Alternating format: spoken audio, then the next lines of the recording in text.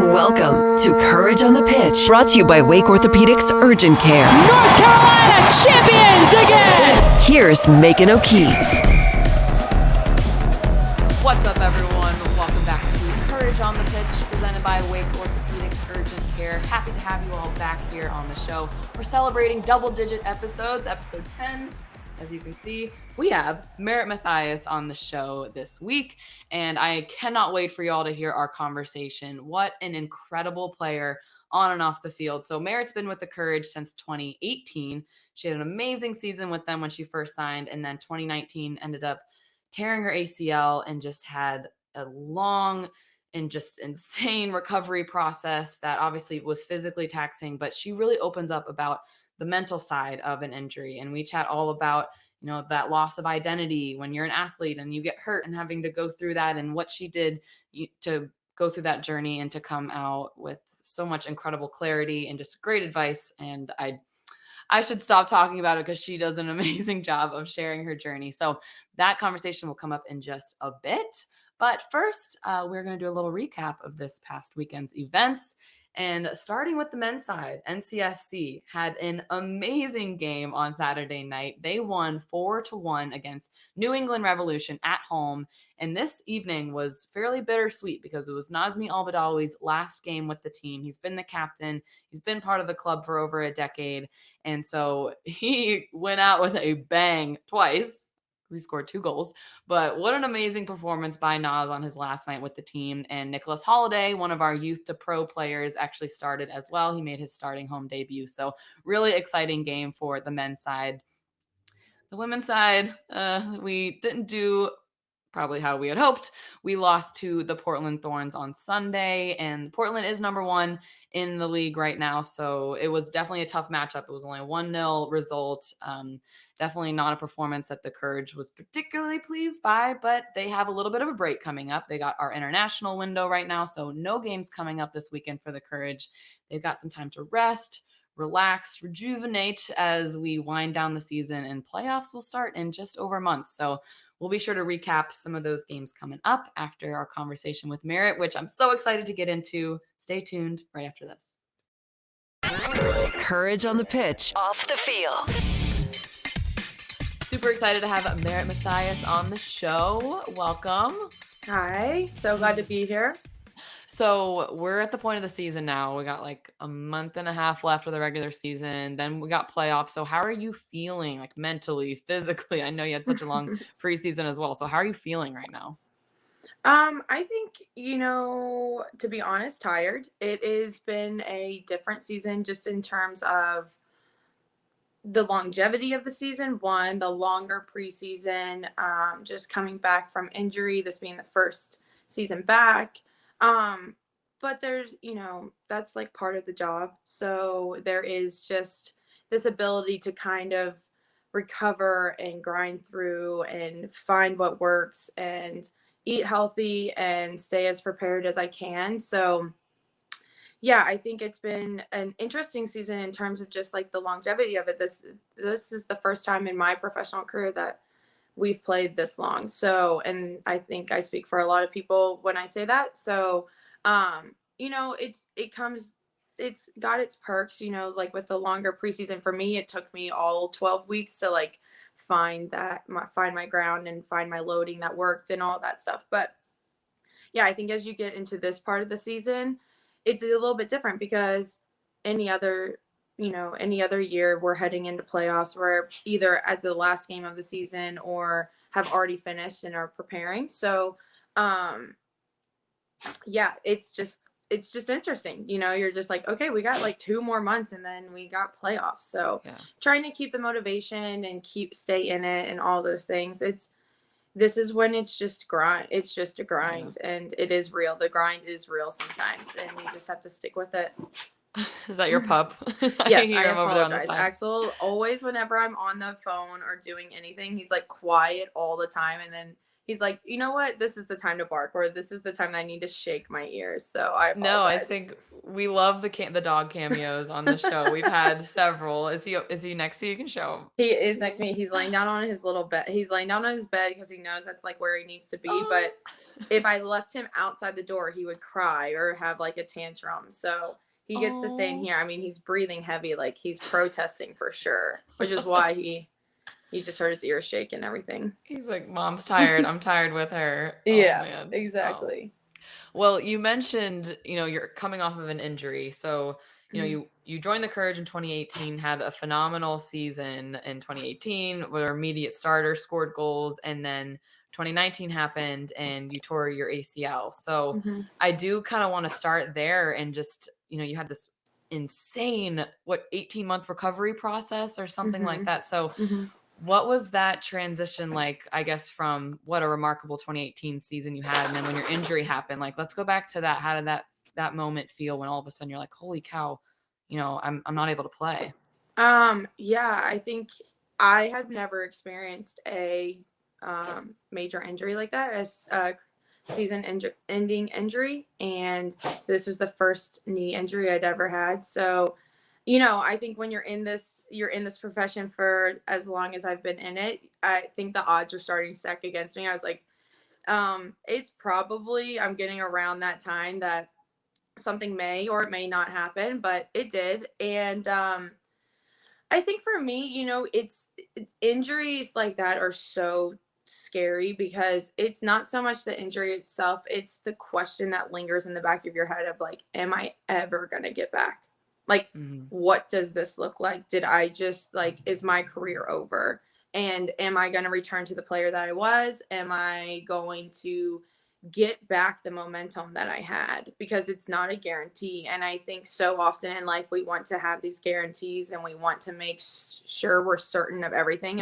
And I think through this process, I've just learned in a lot of ways.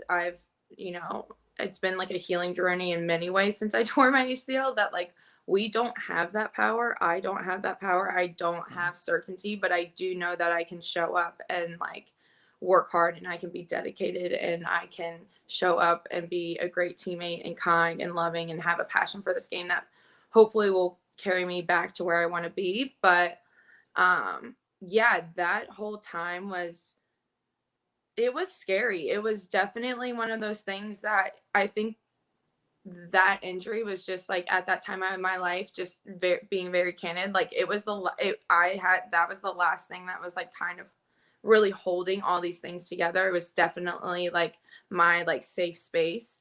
And when I lost that, I was like, what am I gonna do? Because I feel like I've lost just a lot.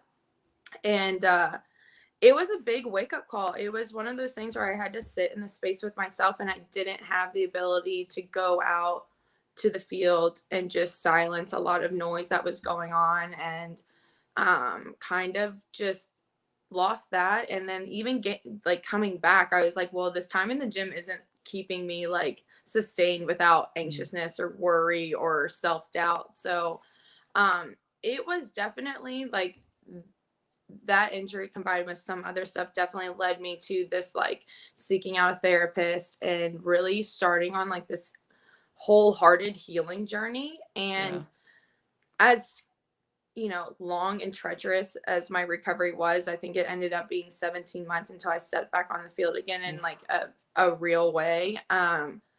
It really just like changed my life in those 17 months. And it's like, it's funny to like look back and be like thankful for an injury, or be maybe not thankful, but to be grateful. And then the pandemic, I think the silver lining of that was like, when that happened, I was like, oh my God, like, what does this mean? Like, this is just going to prolong it. And I actually did need that time. Like, I wasn't ready to come back. I needed to get another surgery. And I think I can now sit here and be like, wow, I truly just needed that time to be able to sit with like a lot of things that were going on in my life. And if I had soccer, I know I would have put that above all else to get back, to be on the field, to be back in the starting lineup. Yeah.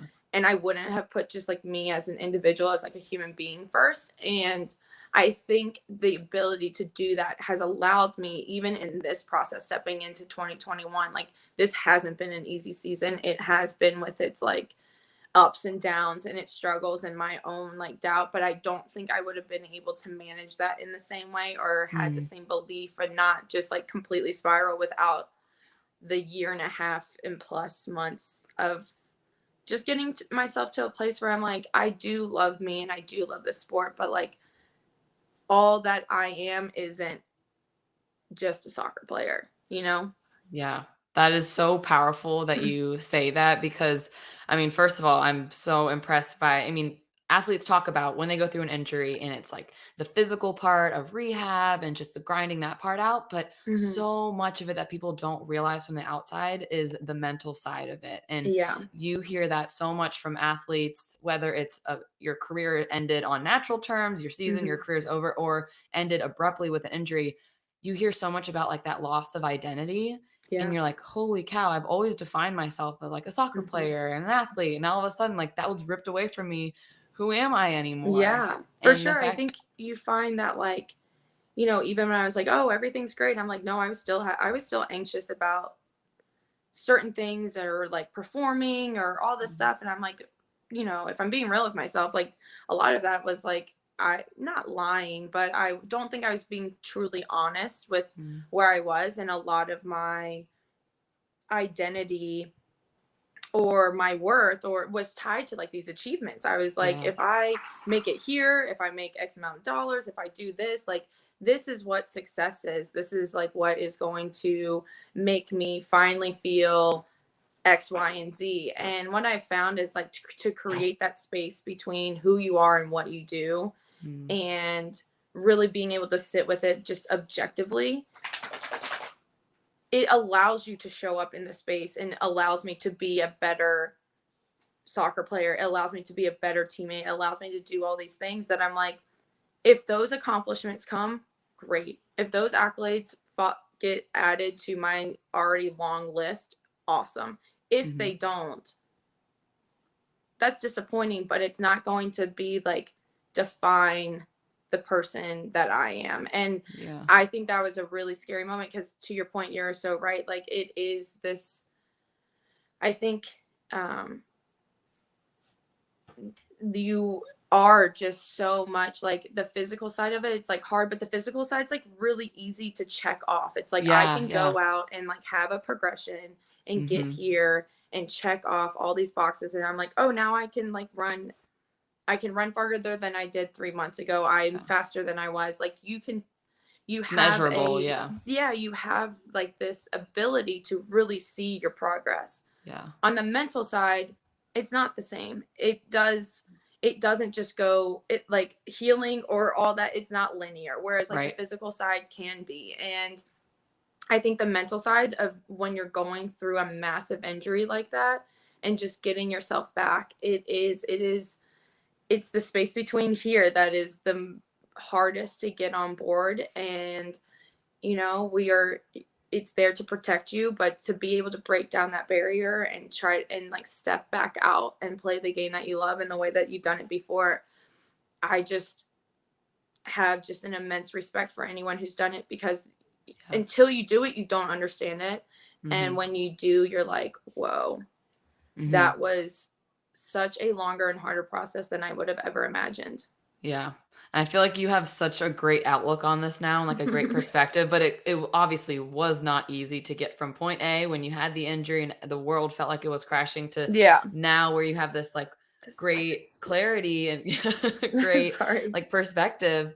What would be your advice to someone, whether it's in sports, but I also feel like this could apply to like life and someone who thought that they were pursuing a career and they may realize, oh, this might not be for me, or I didn't get the job. Like, how did you go about getting to this place? Was it like a lot of mental self-talk? Was it journaling? Was it trying to find passions outside of what you do? Like, do you have any advice on like tangible things someone could do?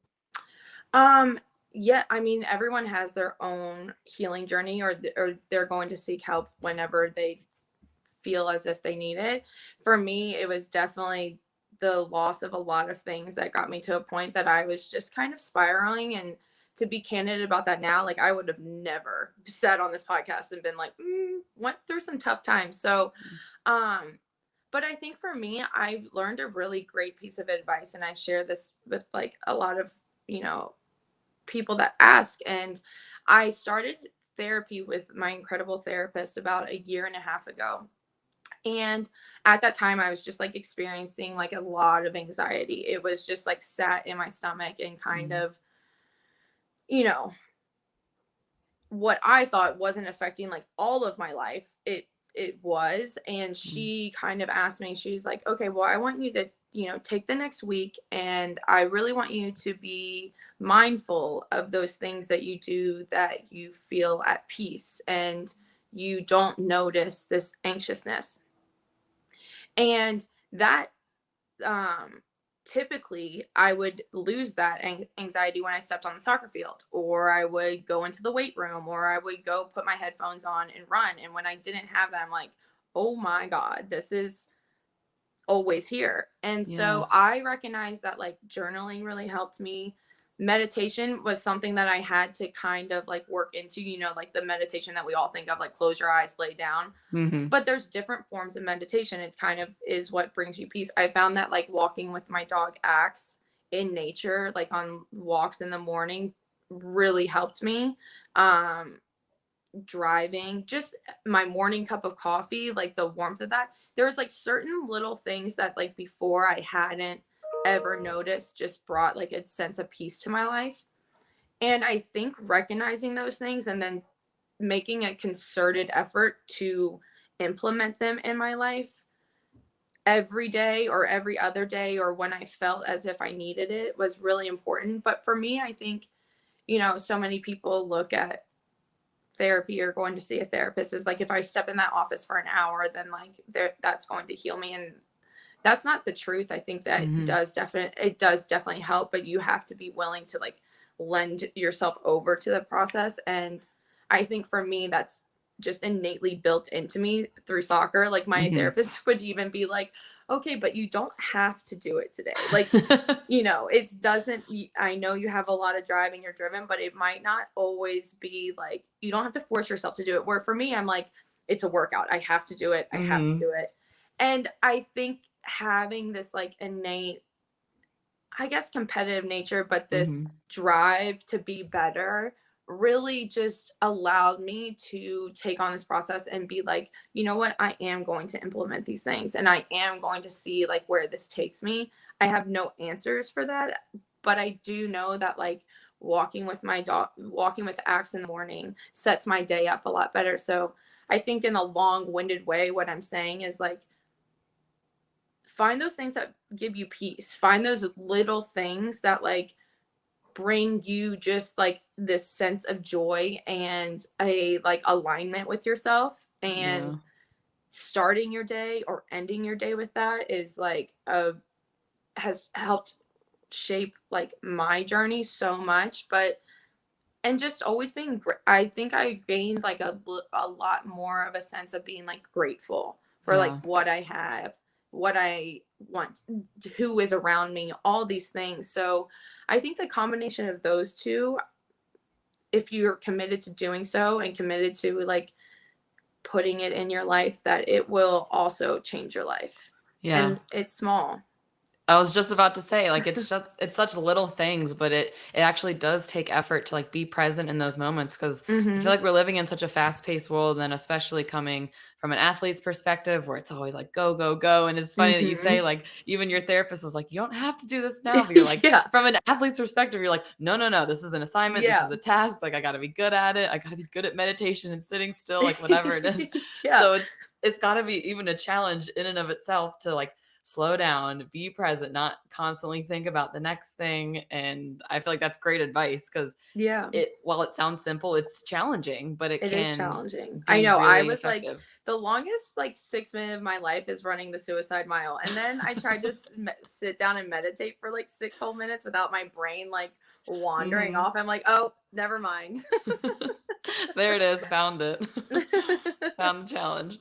Well, I think that is just such incredible advice. And I love that our conversation even went that way because I was like, oh, Yeah. let's chat soccer. But this is such an important conversation that I Hmm. think so many people go through, like these mental challenges and, seeking out therapy. And I think it's just incredible to hear athletes like yourself that have such a huge platform talking about the benefits of it. But I do want to talk about some other things that bring you Yes, joy let's jump in. and happiness. And so whenever I was doing my research and asking your teammates, oh, like, what is Merritt like? What is she into? It's just like fashion across the board and like organizing, but like styling. And that applies to your clothes and your apartment and everything. So I want to chat about, your style and Okay. what would you say, like, how would you describe your off the field, I guess on the field style, but like your fashion sense, like where do you get it from? How would you describe it?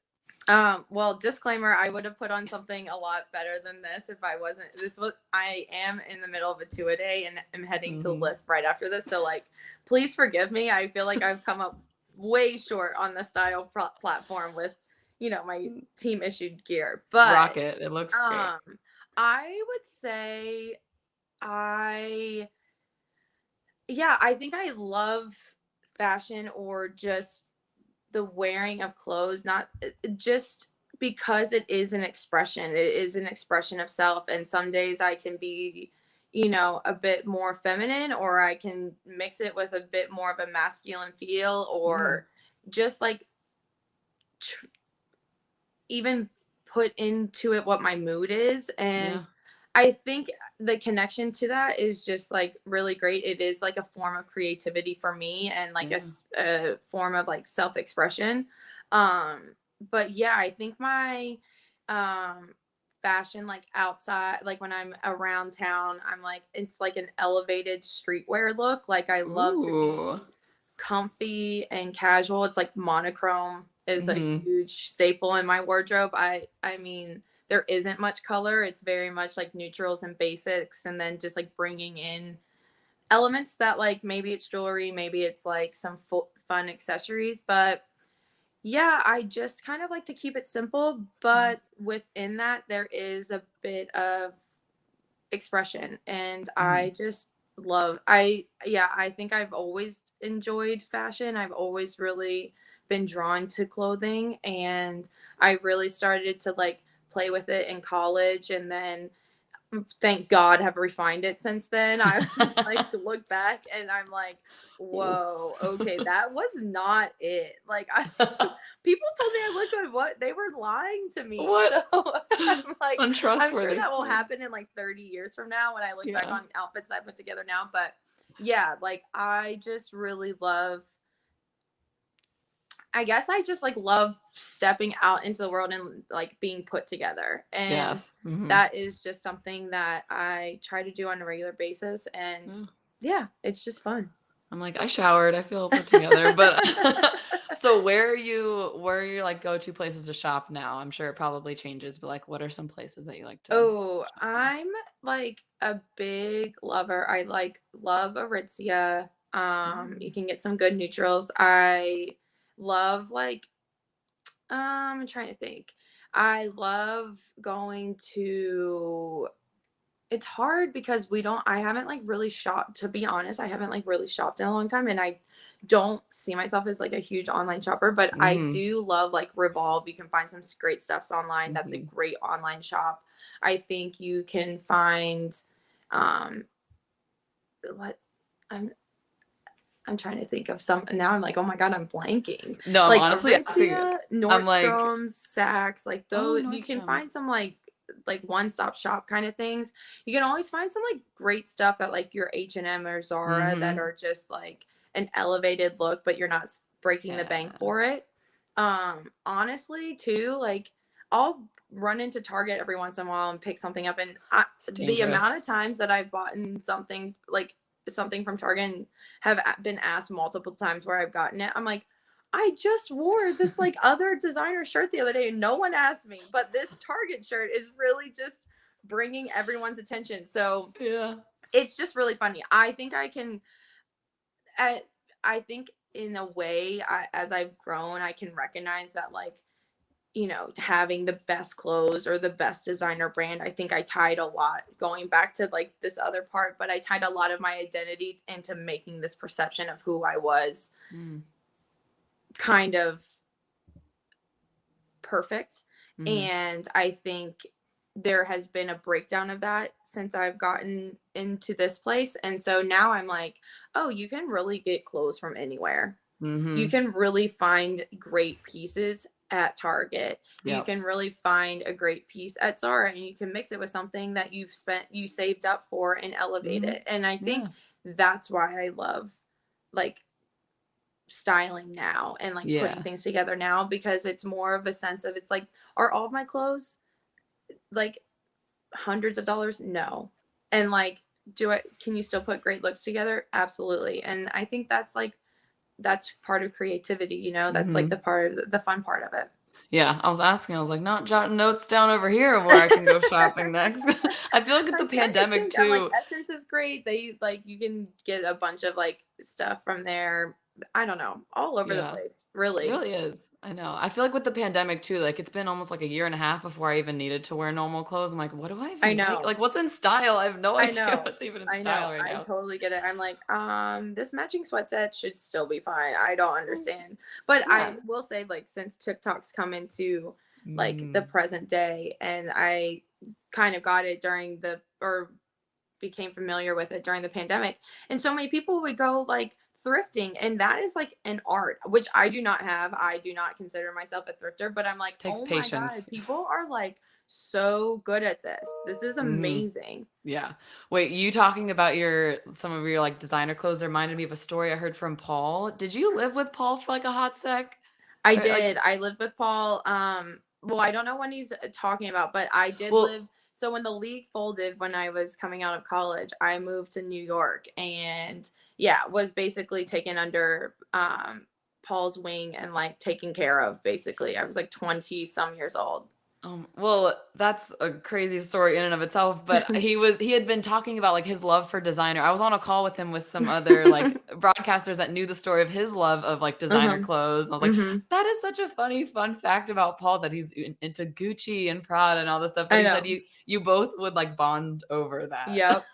Yep, I know. I'm like, the man will walk in with like new like Gucci loafers, and I'm like, well, first of all, when did you get those? And also, I need them. Like, those are dope. I mean, Paul, I will say, Paul has like an elevated sense of style. I respect Paul's like style game. I respect his love for designer, and Mhm. yeah, I mean, he can make a suit look good. The man's got style. Yeah, that's so funny. So you guys would give each other, like, tips or, like, give each other, like, Yeah. "What are I you just wearing?" remember one time I was like, "You need these." I think they were like, because he loves Louis Vuitton, and like when he first, I remember this was like a long time ago, but he told me the story when he was first like making money and like had money to spend, and was like walked into a Louis store and was like purchasing something, and like they ran, there, it's one of those places where you're like, you don't really look at the price tag. It's just like, Mhm.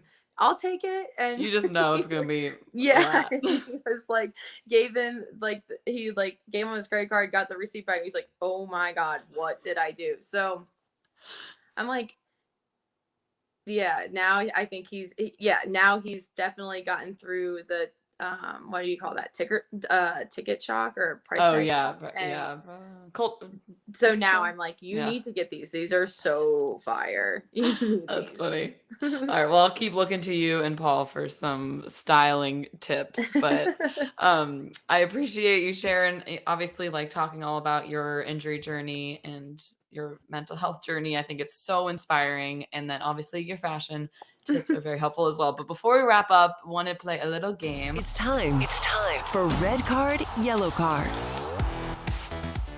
Got And so it. I'm going to give you a category and three things. And one is red card. So it means you got to get rid of it. Okay. No more of that in your life. Yellow card is like, all right, I can keep that around. And then play on is I must have that. That has to stay Okay. in my life. So starting out with music, Okay. we've got Drake, Cardi B, and Megan Thee Stallion. Oh, this is tough. Okay. Mhm. I like Drake for sure. I'm Play on. keeping like he is I love Drake. New And album. You then like it? You like his new huh? album? Do you like his new album? Yes, I do. I think Drake is one of those like artists that he drops a new album, and I'll listen to it the first time through. I'm like, oh, that was good. And then I'll You got to listen to do. it again. I was Yep. like, that was really good. And then I'm like, Mhm. haven't stopped listening to it for like a week and a half. I'm like, oh, okay. Yep. Oh man, Megan the Stallion or Cardi B. Honestly,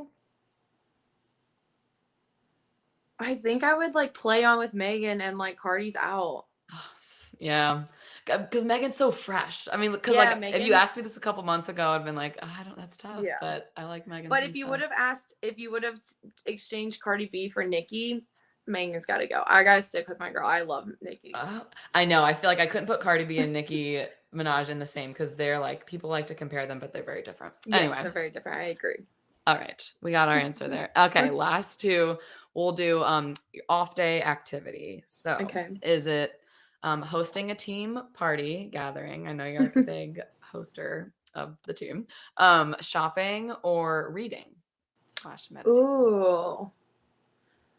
I love to read. It is like one of my favorite things to do. So I would keep reading. Nice. Honestly, shopping, and sorry team, I see your asses every day. Red card to the whole squad. Red card, like I do love to host. It's always so fun when the girls are over. But if it's an off day and I don't have to do it, probably not going to. You make a very valid point. Sorry guys. Charcuterie boards for another day. Yeah. All right. And last thing, when you're packing for an away trip and you're only allowed to bring one of these things. Everything else, like you have clothes to wear, like your uniform and stuff. But is it a sweatsuit set, your favorite shoes, or your makeup and skincare? Oh my God. Did you ask people like what would be my like the I might have hardest had thing some for me to confidence with Carrie. Okay. Wait, my matching sweat set. That has to go. I like live and die for a sweat set. Okay, play on with the sweat set. Yeah. Honestly, listen, skincare is life. Like I'm 31 years old. I know it's important. I'm probably in makeup. Like I'm not gonna I love makeup too. Yeah. So yeah, I think like my favorite shoes just gotta go. You just wear cleats the entire time. You're always ready to play. Oh yeah, okay. Well, I only got one pair of shoes. You're allowed to bring your cleats. Everything to play the game, you're good. These are your outside. Oh my God. Okay, well I'd have to bring like, yeah, I guess I would have to bring my favorite shoes and leave the makeup and my skincare. I'd miss out on my skincare routine for like 2 days. That's true. Okay. All right. We've got my skin's glowing already. Like it can take a break. I was about to say, it's glowing. Whatever lighting you're using. It's a little red. It's been like hot outside, so. Well, speaking of, I know you have another workout to go do because your schedule is wild today. But thank you so much, Merritt, for being on the show. Of course. This was thank really you so fun. much, Megan, for having me on. I had a great time. Coming up on Courage on the Pitch. All right. Thanks, Merritt, for coming on the show. What an incredible person. Like I said, on and off the field. Such an inspiring story. So shout out to Merritt. And we will preview quickly some of the games coming up. So on our men's side, they'll be hitting the road to face Chattanooga, the Red Wolves, on Saturday, September 18th. That kicks off at 7 p.m. on ESPN+.